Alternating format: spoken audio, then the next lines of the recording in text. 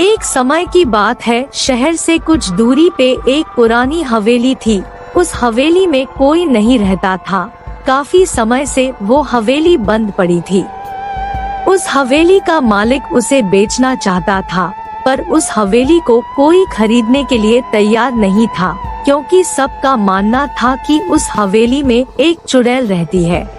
यार सूरज, उस हवेली में क्या अब भी चुड़ैल है? इसलिए हवेली का मालिक हवेली को बेचना चाहता है, पर चुड़ैल के कारण कोई खरीद नहीं रहा है।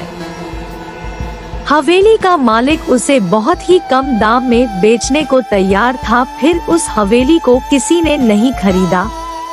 ये बात बाद में उस शहर में रहने वाले एक हृदय रोग विशेष के डॉक्टर को पता चली।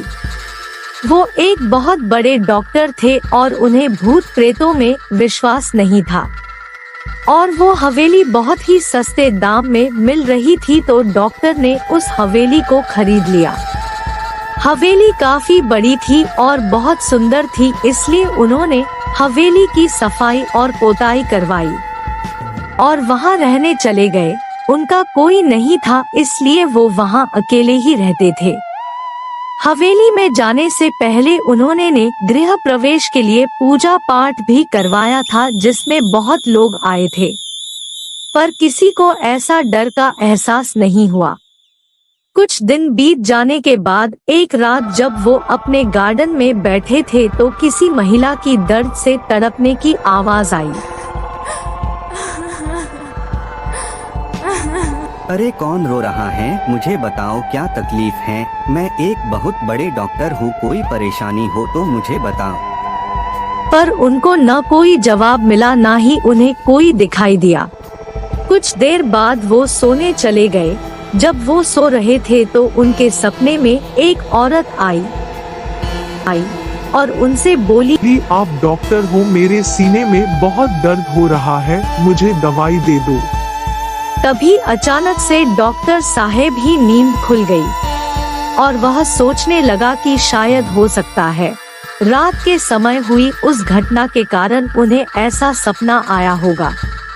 पर उस रात के बाद डॉक्टर को हर रात सपने में वो औरत आती और उन्हें सीने में हो रहे दर्द के बारे में बताती और उनसे दवाई मांगती। डॉक्टर इस बात को समझ नहीं पा रहे थे कि आखिरकार उनके साथ ऐसा क्यों हो रहा है। इस बात का पता करने के लिए उन्होंने हवेली के पुराने मालिक को बुलाया और उससे पूछा, अरे भाई, आखिर इस हवेली में ऐसा क्या हुआ था जिसके कारण लोग कहते हैं कि यहाँ चुड़ैल रहती है? मैं रात भर सो नहीं पाया। मुझे एक औरत की दर्द से आवाज आ रही थी।